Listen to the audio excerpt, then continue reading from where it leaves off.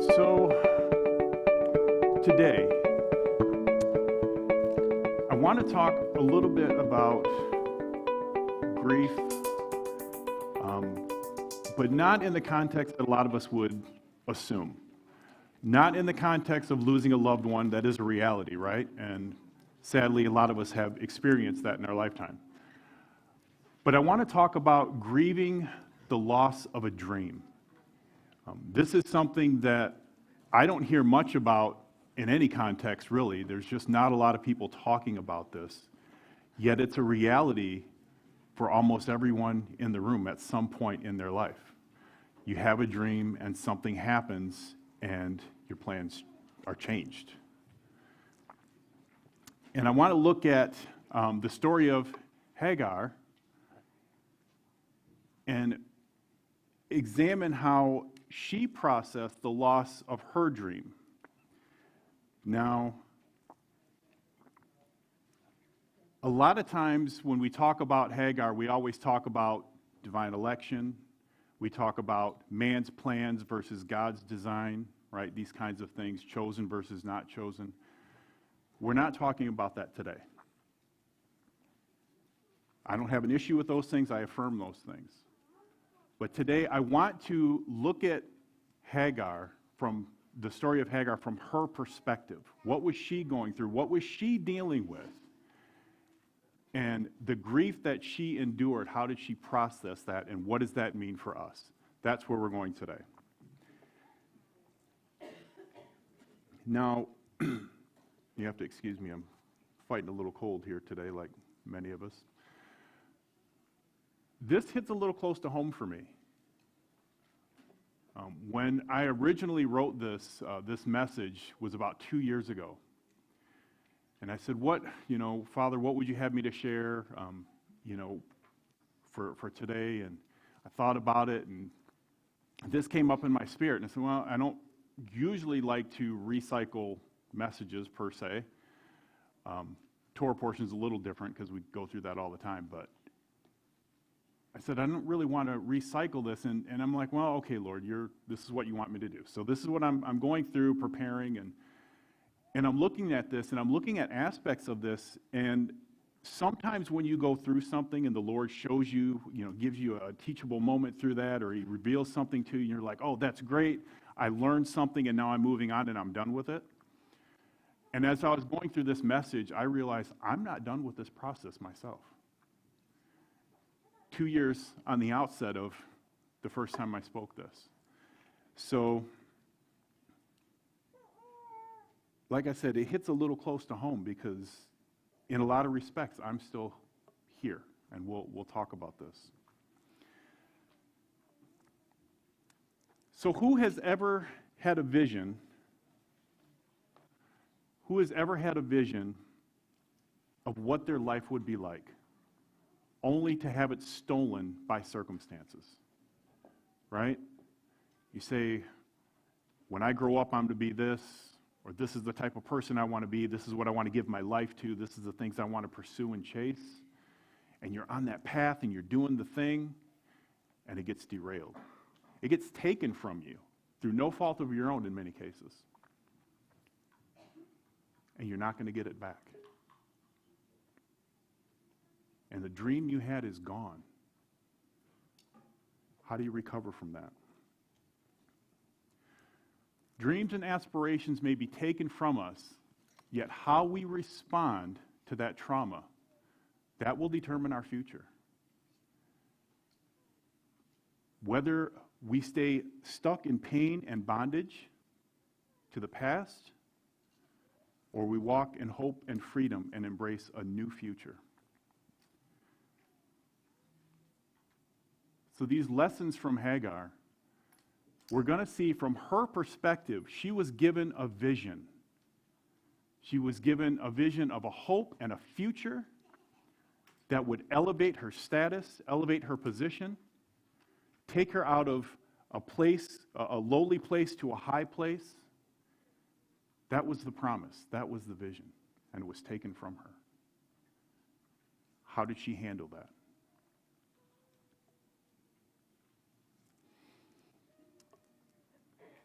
So let's do a little reading for some context here. And for all of you, I don't normally wear glasses. These don't exist. They're a figment of your imagination. We're going to go to Genesis chapter 16. I'm just going to read a few verses here. It says, "Now Sarai, Abram's wife, had not borne him a child, but she had an Egyptian slave girl named Hagar. So Sarai said to Abraham, 'Here, now Adonai has kept me from having children.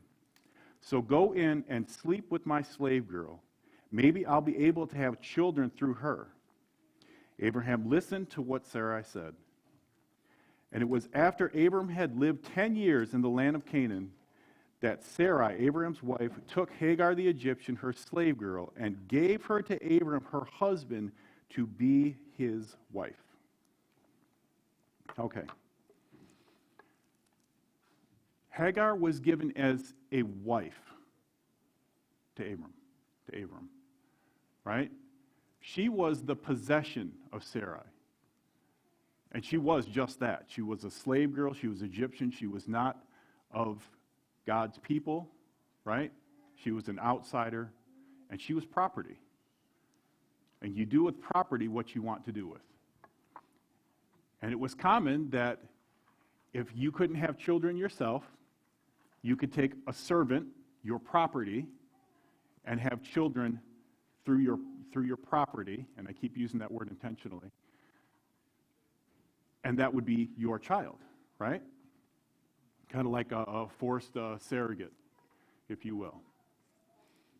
But it's interesting because Hagar wasn't given as a concubine. If we look at the actual Hebrew, it's a different word. She was given as a wife, Isha.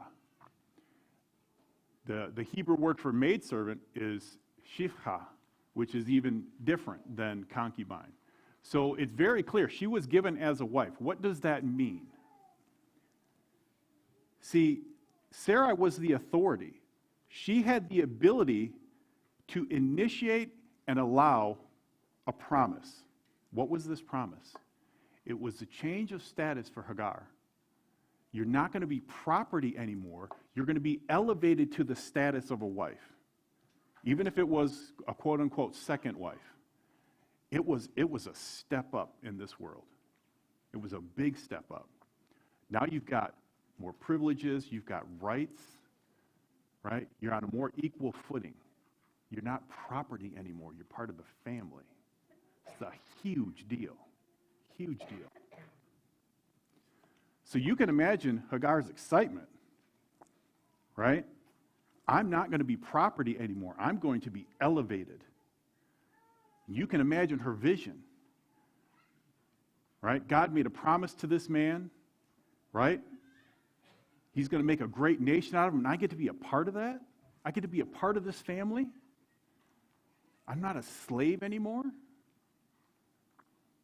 This is great. That was the vision. But what happened? Let's go to Genesis 16, verse 4. Abram had sexual relations with Hagar, and she conceived, but when she became aware that she was pregnant, she looked on her mistress with contempt. What's going on here? This wasn't an overnight process, right? She conceived, and then all of a sudden, instead of being full of joy and the family's welcoming and exciting for the new baby to come, right? The new supposed heir, if you will. But now she's looking at her mistress with contempt. It alludes to the fact that there's a souring of the relationship here. See, Sarah, she came up with this whole thing, right? Because the Lord made a promise, and she said, well, I'm really old. That's just not going to happen. So we'll just help it along a little bit. And then maybe when it actually works, now she has second thoughts. Now, this isn't really what I wanted. This isn't really what I had envisioned. So there's hostility there. There's hostility in the home, in the family.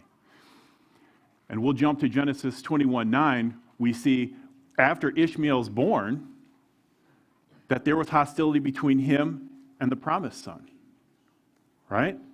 Maybe because there's some family dynamics going on here that are creating a hostile environment. We'll come back to Genesis 21. So how does Sarai respond to this hostility? And this is where we're going to get to the unmet expectations, if you will. Genesis 16, verses 5 and 6. Sarai said to Abraham, "This outrage being done to me is your fault," which is very interesting, because this was her idea. "True, I gave my slave girl to you to sleep with, but when you saw that she was pregnant, when she saw that she was pregnant, she began holding me in contempt. May Adonai decide who is right, I or you." However, Abraham answered Sarai, "Look, she's your slave girl. Deal with her as you think fit." Then Sarai treated her so harshly that she ran away. She was sold a dream that you could be elevated in your status, you could be part of the family, right? Things were going to be roses from here on out. And then it all went south. That dream, that vision, as easily as it was given, it was snatched right away. To the point, she says, "I can't be here anymore." And so she ran away. See, Hagar's dream, her vision, it was stolen from her, if you will. Now we know in the spiritual context of things, like I said about divine election and all these kinds of things, these are in play. We're not disregarding that. But from her perspective, my dream, my vision, something I thought would never happen, and it was promised, and now it's taken away. And what do? I can't be here anymore. Proverbs 13:12 tells us that hope deferred makes the heart sick. This is a reality when we have a dream or a vision stolen from us. It can make your heart sick, especially if we don't process it correctly. We have to learn how to handle these situations because they happen all the time. All the time. We have a couple of choices in response.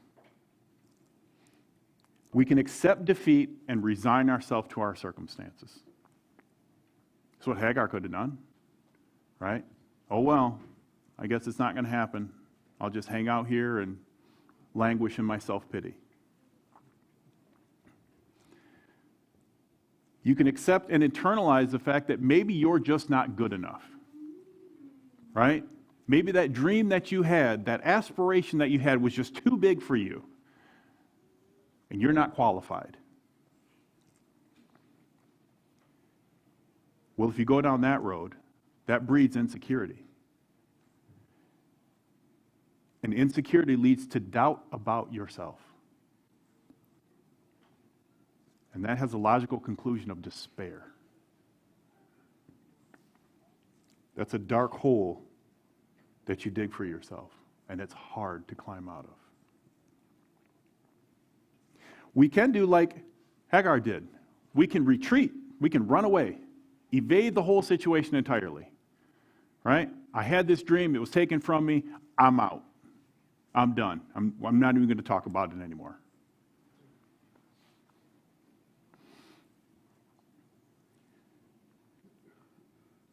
The other aspect of that is we can reject and rebel against the circumstances.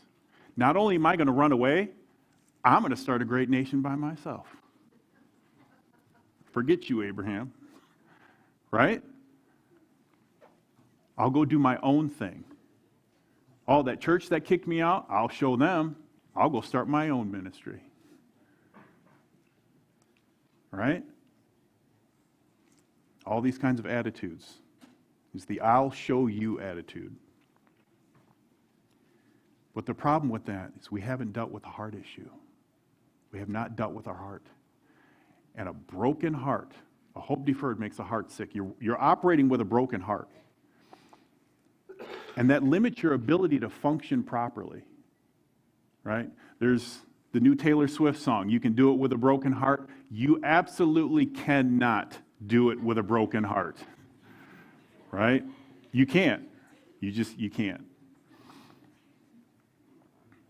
You're not good enough, unfortunately, because it'll bleed out into everything that you touch. That brokenness, that pain, that bitterness. So we have to be conscious of these things. How we respond is of utmost importance, because it'll determine if we're stuck in the past or we're moving forward to the future. Now, many of us are familiar with the 7 stages of grief. I'll just run through these quickly here. There's shock and disbelief, right? The first stage. And that's extreme difficulty in resolving reality versus expectation. It's a state of emotional suspension. Basically, you get hit in the face with the circumstances. The reality smacks you upside the head. And you said, that didn't happen. That doesn't exist. I don't have to deal with it. It's not reality. You deny the reality, even though it's staring you in the face. You might become numb to it. It doesn't even affect me. I'm not bothered at all. And then there's denial, which is part of that, which is a coping mechanism.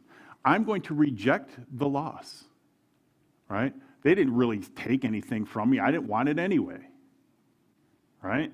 I know what Sarai promised, but who cares? It's not a big deal. And then I'm going to avoid the impact that it has on my life. There's guilt. There's bearing a burden of responsibility.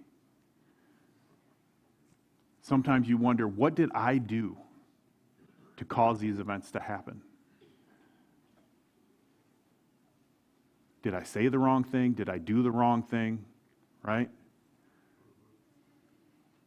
Maybe I shouldn't have done this. Maybe I shouldn't have done that. And now I feel bad because it was obviously all my fault. What could I have done to prevent the loss? We see this with a lot of victims who suffer the death of a loved one.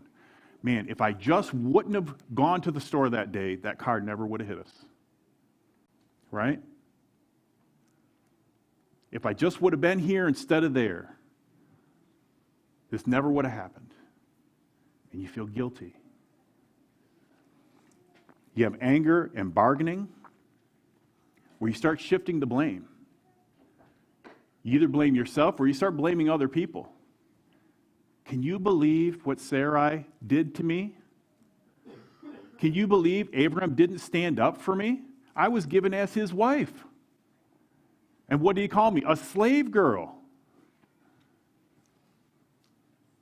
It's his fault. You start making vain statements or promises. Crying out to God, God, if you just don't let this happen, I'll do X, Y, and Z. I'll pray 20 times a day. I'll fast for 40 days, right? I'll go on a mission trip, just whatever. Don't let this happen. Let's make a deal.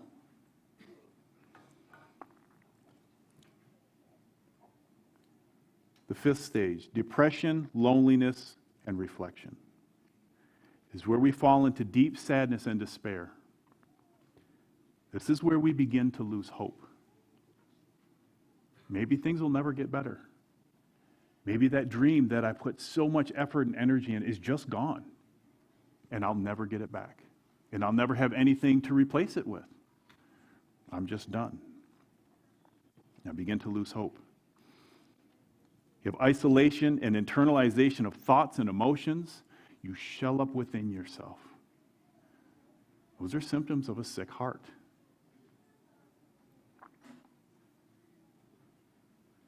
Then we go through the process of reconstruction or working through. Sometimes it's labeled as testing. That's when you begin to kind of step back and say, okay, This thing happened to me. I've got to deal with it. I have to move forward. I have to continue to live my life. I can't be stuck in the past. I've got to press forward because staying stuck in the past isn't going to get me anywhere. And so you start to move forward despite the loss. And then finally, we have acceptance, where we embrace the reality of the loss as part of our personal history, and we begin to start to live again. We haven't forgotten what happened. We haven't dismissed it or diminished it. But we're saying, I'm going to live again.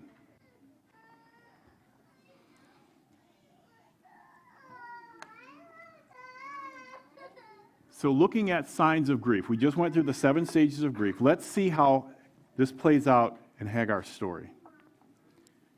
Back to Genesis 16. Genesis 16, verse 6.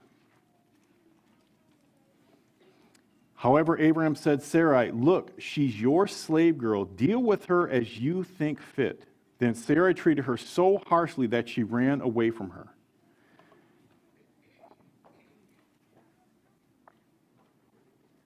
You can imagine that she was probably very upset, very angry at Sarah and Abram.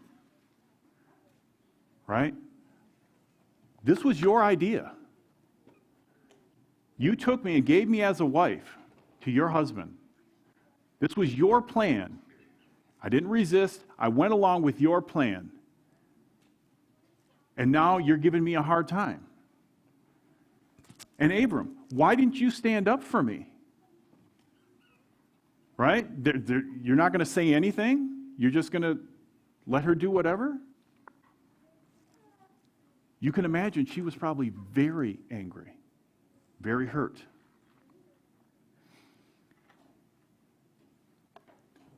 Then she goes through, we see actually the last step in this process, starting in verse 11. Read 11 through 13 here. Actually, let me go back to verse 7. The angel of Adonai found her. She ran away. The angel of Adonai found her by a spring in the desert, the spring on the road to Shur. And she said, Hagar, Sarah's slave girl, where have you come from and where are you going? She answered, I'm running away from my mistress Sarai. The angel of the Lord said to her, go back to your mistress and submit to her authority. The angel of Adonai said to her, I will greatly increase your descendants. There will be so many that it will be impossible to count them. Now, verse 11, this is where we want to zero in on. The angel of Adonai said to her, look, you are pregnant and you will give birth to a son. You will call him Ishmael, or God pays attention. God sees, because Adonai has paid attention to your misery. He will be a wild donkey of a man with his hand against everyone and everyone's hand against him, living his life at odds with all his kinsmen. So she named Adonai, who had spoken with her, El Roi, the God of seeing, because she said, have I really seen the one who sees me and stayed alive? So she kind of went through some acceptance here, right? I've got a new promise. I've got a new mandate. That'll help me to handle this situation. And how did the father respond? Right? He says, I want you to name your son Ishmael. God hears. Interesting name choice. Because Ishmael means God hears every time she's calling her son's name. Ishmael, come on, time for dinner, whatever, right? Every time she speaks his name, she's reminded, God hears me. He hears me. He didn't forget about me. In the midst of this situation, he has not forgotten me. Even more so in verse 13, it was Hagar that actually named the father. She named it. She said, you are El Roi, the God who sees, right? You have not abandoned me to my fate. You see me. You see my pain. You see my suffering. You see exactly what I'm going through. And you've responded. It's interesting in Genesis 16, verse 9, it says the angel of the Lord. And depending if you're Messianic or more Western Christianity, there's kind of a debate there, if you will. But a lot of us Messianics say that's a pre-incarnate version of Yeshua himself. And then some of our Christian friends would say, well, that's a representation of God the Father, right? The point is, either way, God did not send a messenger to talk to her. He responded personally. Whether you say it's Yeshua or the Father himself, still part of the Godhead. And he says, I'm responding to this personally.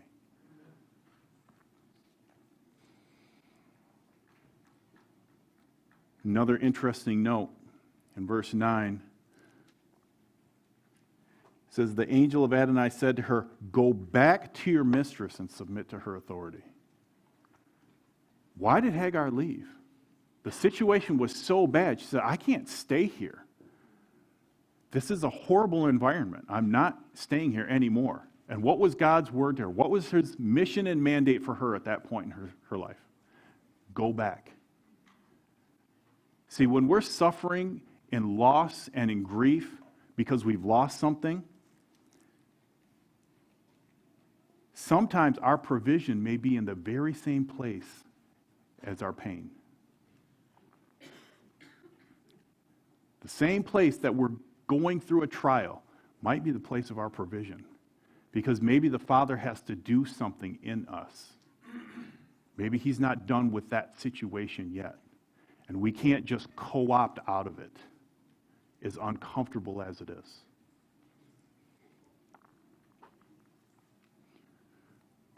Now let's jump to Genesis 21. We're going to pick up the story.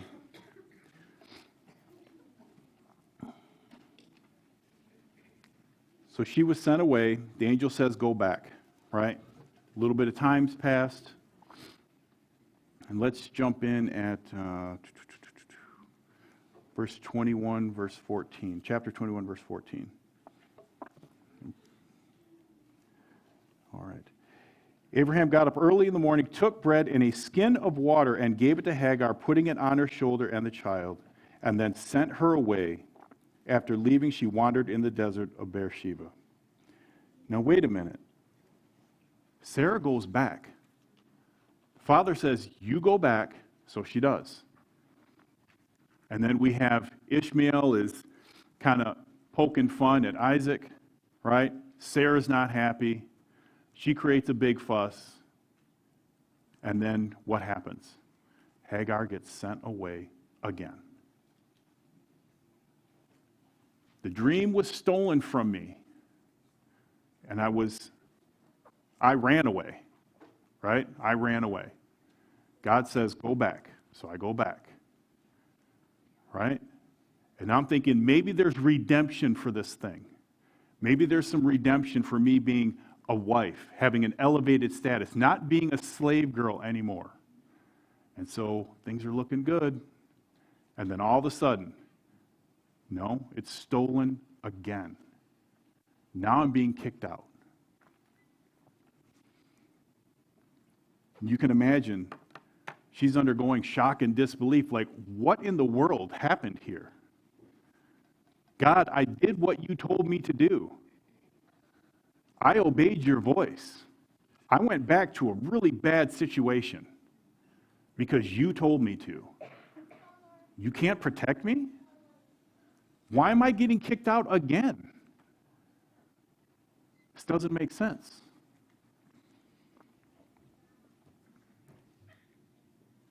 We can imagine that she had some guilt. Did I say something? Was it because Ishmael was making fun of Isaac? Is that really that big a deal? They're just kids. Maybe I could have done something, like taught him how to treat his brother better or something. I don't know. What could I have done different?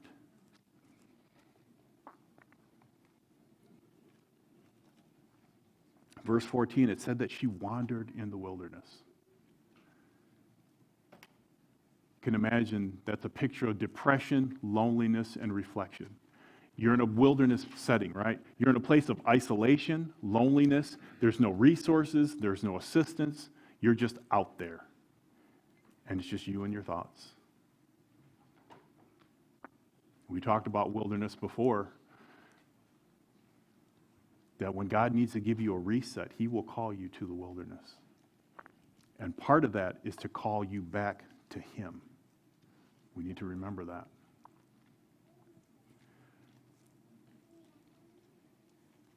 Let's look at chapter 21, verses 15 and 16. All right. Where are we at here? So he gave her a skin of water, and putting on her shoulder and child, sent her away. After leaving, she wandered in the desert around Beersheba. Verse 15. When the water in the skin was gone, she left the child under a bush and went and sat down, looking the other way about a bow shot's distance from him, because she said, I can't bear to watch my child die. So she sat there, looking the other way, crying out and weeping.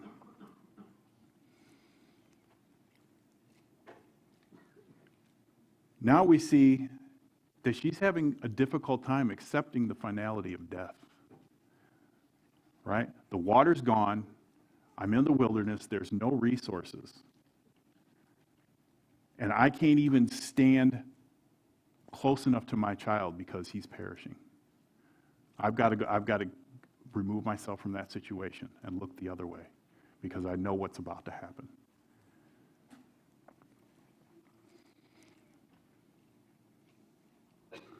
But then what happens? Verses 17 through 20.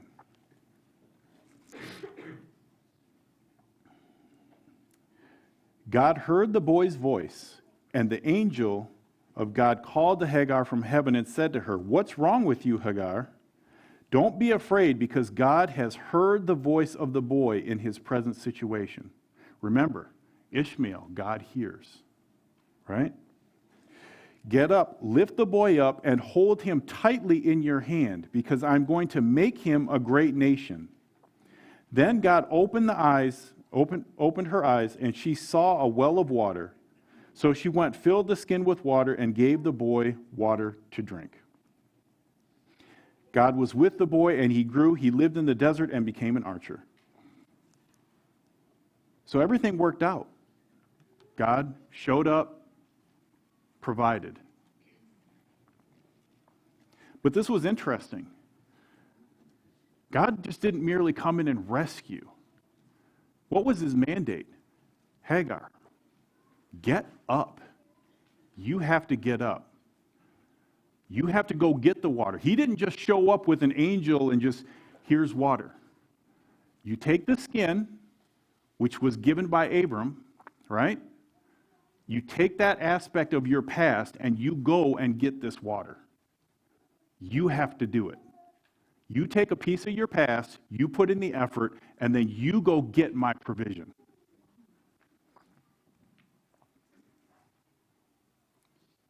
God wants you to get up and get to work. We can't stay in our past because that's death. We have to move towards life. So she accepted the circumstances as they are. She's like, all right, I'm out here. Everything that happened. But you know what? This is what I'm dealing with. Now let's get to work. She accepted the circumstances as they are, and she made progress towards her future, and it paid off. Her son lived. He became a great people.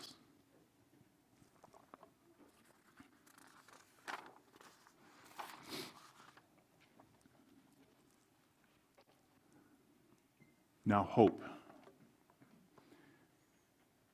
This is what I learned from Hagar's story and how I processed things in my own life.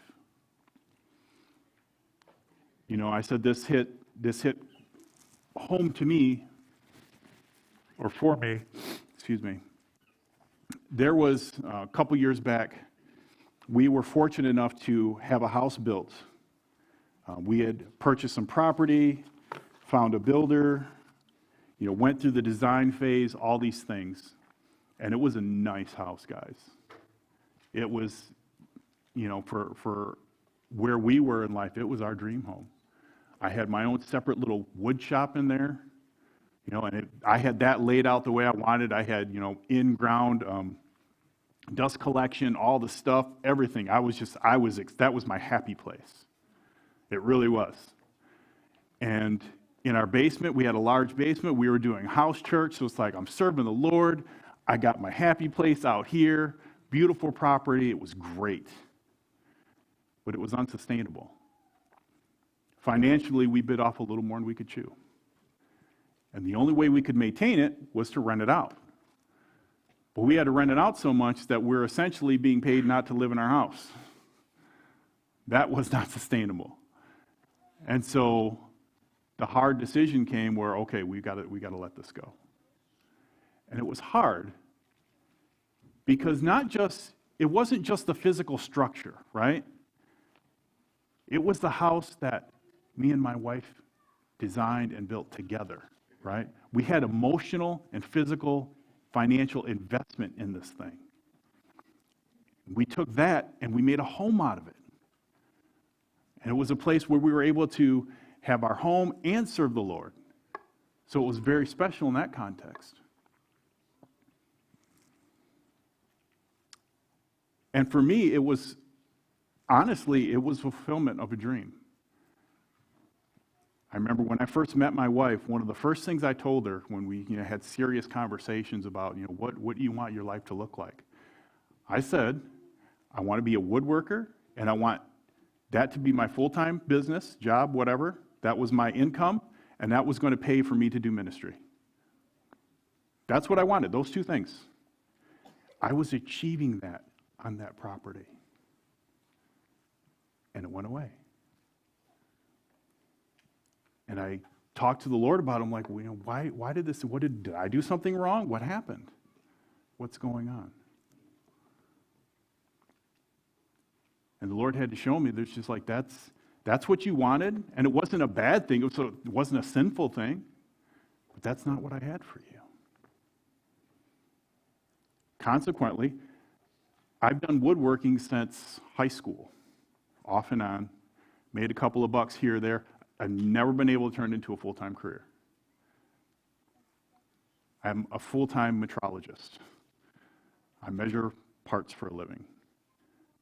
And God, while it was not my first choice, God has used that career to be a blessing to me and my family. Right? We tried to have our own ministry for a handful of years, off and on, and never panned out. Didn't pan out for my father as well. I watched him struggle with that. In and out of ministry, never quite getting the traction that others were blessed with. Why was that? Did we do something wrong? I don't know. God just says, that's not what I have for you. And so when we're dealing with these things, we don't want to lose hope.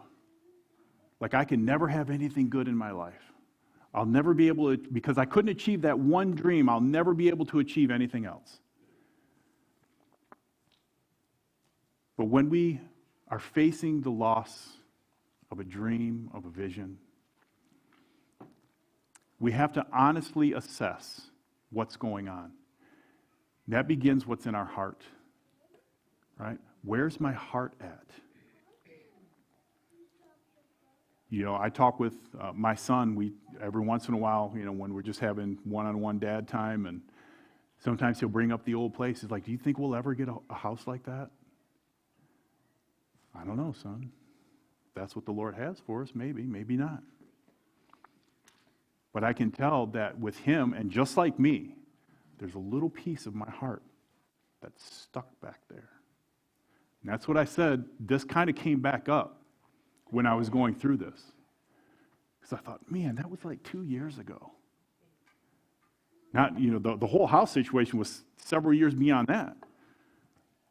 But Lord, I processed all this. I'm beyond this.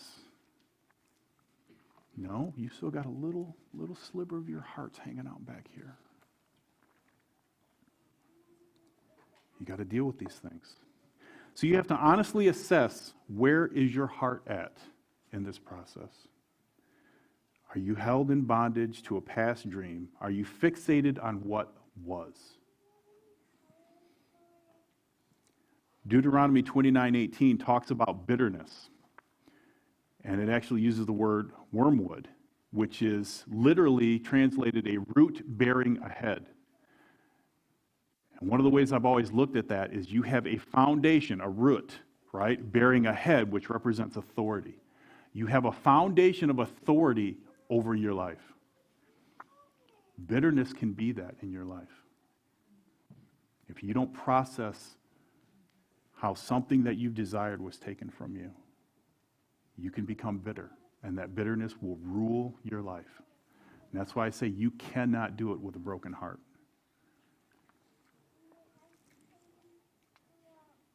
You see, when you hold on to the past to that point, essentially what that is idolatry. I value this thing back here that I'm connected to more than one up here who is calling me to life. I have to move towards a new hope. I cannot stay stuck in the past.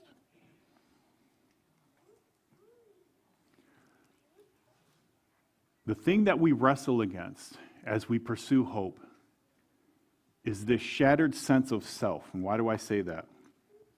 Because this is some of the emotions we feel, right? When we had to sell our house, I was embarrassed for a long time. Because the thing that was my pride, a point of my pride, like, look at my beautiful house. Look what we achieved. Look what we did. Look what we were blessed with. And now I have to look the same people in the face. I couldn't swing it financially, guys. I couldn't make it work.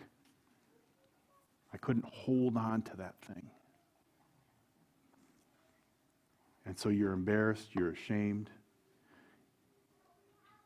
and you deal with loss of self-worth. Because in that sense, who you are is tied to that dream, that vision. And when it gets taken away, a little piece of yourself gets taken away.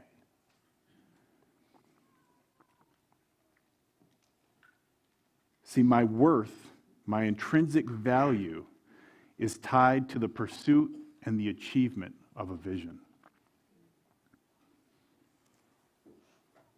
It's not a healthy place to be. As long as I can chase after it, as long as I can run after the thing, then that's my value. You don't want your value there because it can be snatched out from under you so fast. Unfulfilled desires, disappointments. You might begin to think, I'm not good enough. I couldn't hold on to that thing. I couldn't achieve that desire. I'm not good enough. That's for other people who are much better than me. And quite frankly, if I'm not good enough for that, what am I good for? Because anything that you would perceive that you're good enough for is not going to be anything you want. Guarantee you. You're going to look at it as something so below you that it's not even going to be appealing. Human nature, you will only want the thing that you perceive that you're not good enough for. A lot of times. Why do I say that?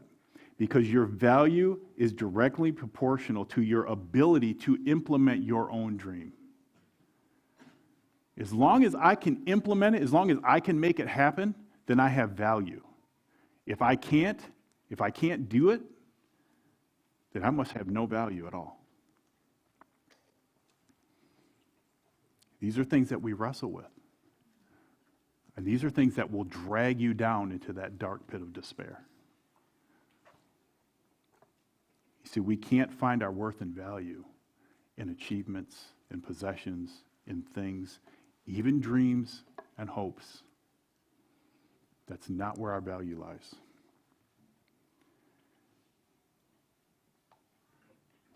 We need to focus on what remains. Healing begins when you focus on what you have versus what you have lost. Back to Hagar's story. She's in the desert, right? Her son's far away. She can't bear to look at him because he's going to pass. And what does she have? She's got nothing. Everything's been taken from her except a skin of water, an empty skin of water, right? Just this empty bag that's useless. That's all she has left. And what does the father do? Get up, take that skin, that aspect of your past, because I'm going to use that to put you into your new future. I'm going to use that. You're going to get this water. How could she have collected that water if she didn't have that skin? Right? So in the face of loss, look at what you still have, because you don't know how the Father will use that for your future.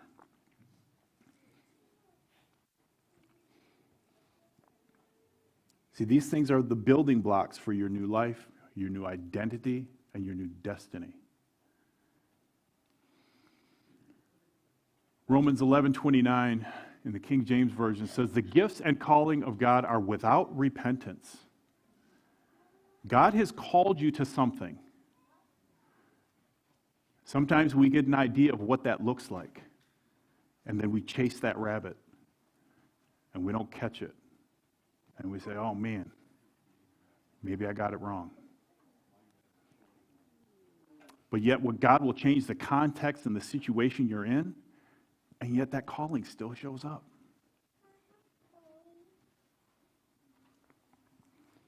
Why is it that my father was unable to have a church of his own? I've been unable to achieve that same goal, and yet I still speak. I still travel. I'm still part of several different communities all the time. Handling the word of the Father. It's a privilege. It's a constant. It's been a constant in my life. Maybe it's because there's a calling there. Maybe not what I thought it was going to look like, but it's there. Proverbs 18:16 says, a man's gift makes room for him. I've always heard this when we were in the Christian church many years ago. There was a pastor, and he always said this all the time. It's like, your gift will make room for you. Your gift will make room for you. And usually it was in the context of, hey, I recognize, I think I have this gift to do something. How can I serve? How can I help? Well, there's not a place for you right now, but your gift will make room for you. We almost mocked him for it. He said it so often.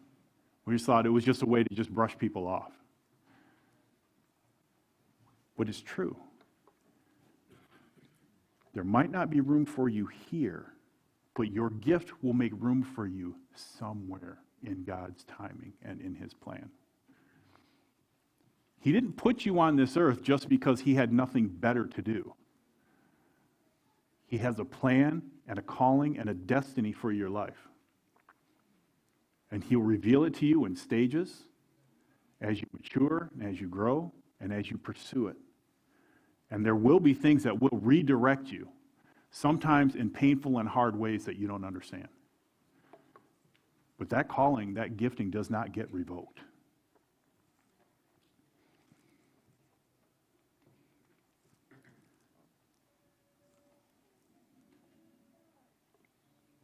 We have to focus on what is constant and consistent through every stage of our life.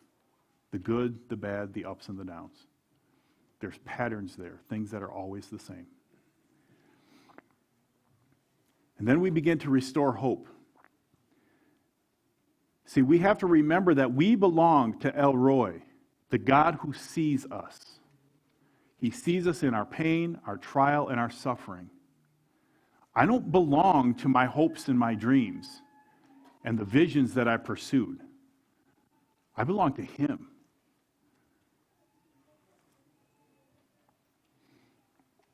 My worth and my value are tied to something greater than self-achievement. See, if my worth and my value are tied to self-achievement, they're only going to be as good as I am in my humanness. And we all know that's not good enough. That will never take you the distance. But he will.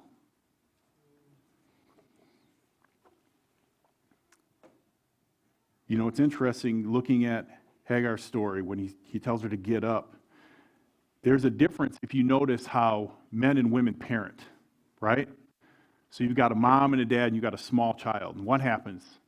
Little Bobby's out playing, right? He runs and he skins his knee. And what does mom do? She runs over there. Oh my goodness, little Bobby, right?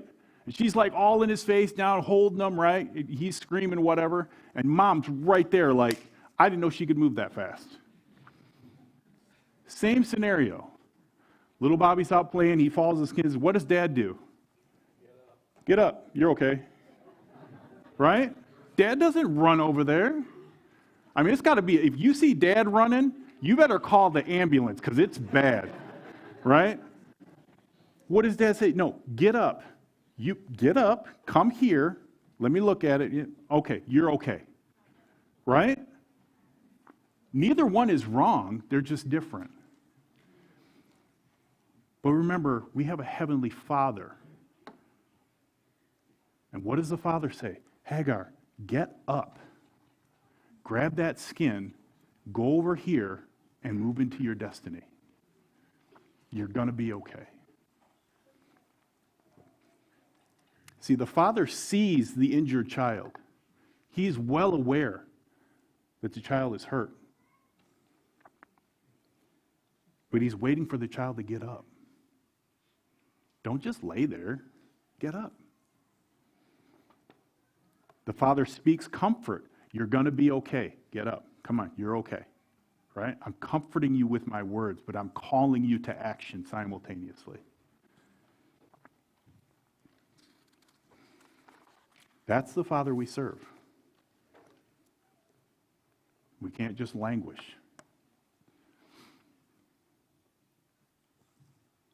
Matthew 10, verses 28 through 31 says, "And be not afraid of them that kill the body and are not able to kill the soul, but rather fear him who is able to destroy both soul and body in hell.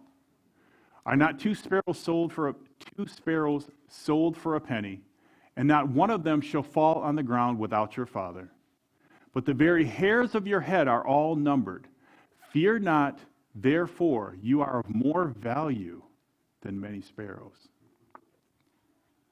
You see, when we have a failed dream, a failed vision, something that's taken from us, that can kill.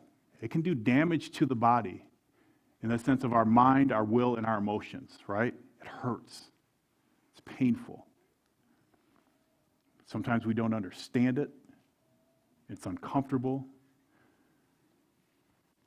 But we can't allow that situation to kill our soul. We can't allow that to drive us away from the Father. We have to allow it to drive us closer to the Father.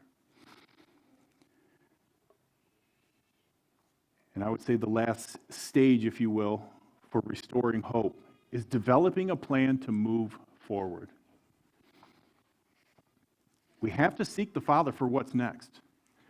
You know, if you're out in the wilderness, if you're stuck in that situation, that's the best time to hear from the Father. Because there's no distractions. There's nobody coming to rescue you. There's nobody there to pat you on your behinder, right? Tell you it's going to be okay. You're there. Connect with the Father. That's why he's got you there more than likely. To separate you. Hey, can I get your attention now?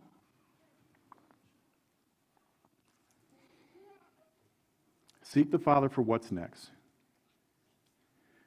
Take what remains. What are these constant things in my life? What are the things that I've taken through me from the mountaintop to the valley? Right? In times of plenty and through the wilderness. What's my water skin? Right? What's that constant thing that's always been with me? And ask the Father, how is he going to use that to build something new? To give me a new vision, a new mission, a new mandate. Because he wants to build a vision for you where you can experience joy again. You might not be in it right now, but it's out there for you. He doesn't want you bitter and angry and defeated. That's not his plan for you.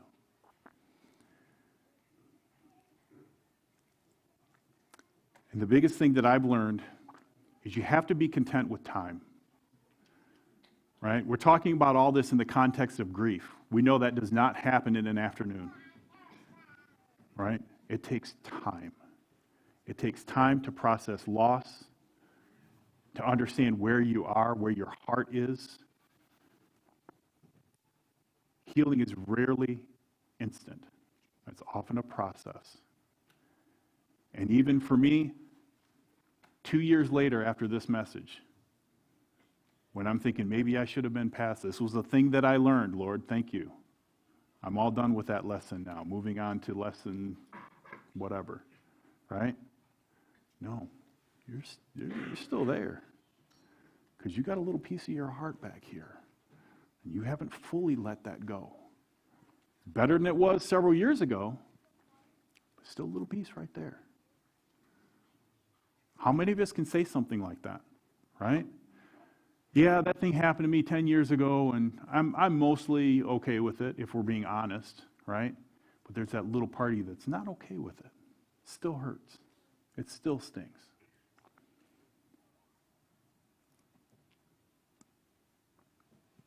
If you're in the wilderness, take it to the Father. And he'll show you, this is what I have for you. This is what we're going to take some of these things and we're going to build something new. You have to be open to that.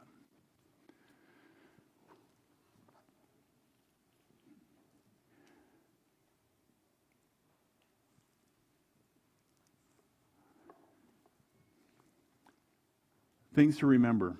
We have to accept man's role, our role is to accept God's sovereignty. Right? It was God's sovereignty that said, no, Isaac will be the heir, not Ishmael, even though he was the firstborn. It was God's sovereignty that stepped in, and even though Sarah tried to orchestrate events, he said, no, I'm going to intervene in this, and Hagar, you're going to have to go. You're going to have to go away. We don't always understand what the Father does. Sometimes it's hard. But we have to trust and believe he has something better for us than whatever perceived loss we're looking at. We also have to remember that the Father may call us to him through the wilderness. He doesn't always call us to him through plenty and blessing, right? Sometimes, like, I'm going to put you in a difficult and painful circumstance because I need to get your attention. I need to reset and reshift your heart.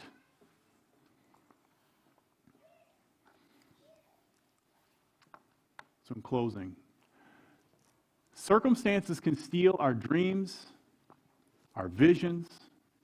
Even still, how we respond will impact our future. As we grieve, we must hold to the fact that the Father sees us, he cares about our pain, and he's calling us to hope again. He named her son Ishmael. God hears. I hear what you're going through. She called him God's El Roy, God who sees. Not only do you hear me, you see what I'm going through. And God responds personally. Why? Because we are of value and importance to him.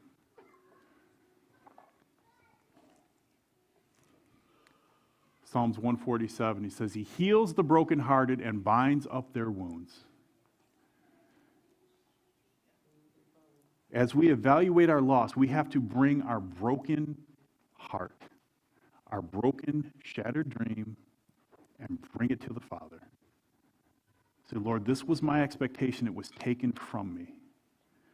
This is what my hope was, and it got stolen. I don't know what to do and I don't know where to go from here. Can you help me? I guarantee you his answer will be yes. So that is all I have for today.